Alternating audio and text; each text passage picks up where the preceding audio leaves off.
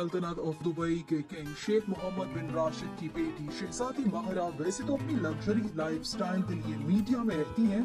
शेख माहरा की दौलत लगभग 13 मिलियन डॉलर्स है। उन्हें महंगी गाड़ियां और महंगे अरबी घोड़ों का शौक है, जिनका शानदार कलेक्शन मौजूद है।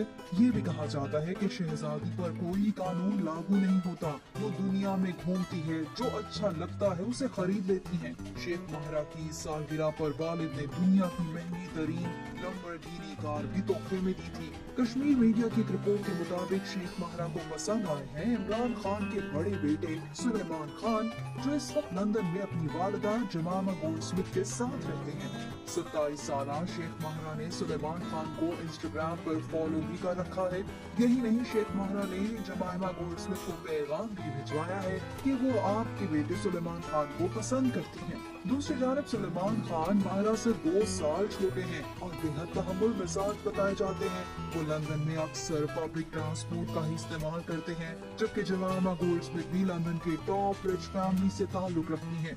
दोनों का रिश्ता होगा या नहीं, इस बात का हतमी फैसला इमरान खान ही करेंगे।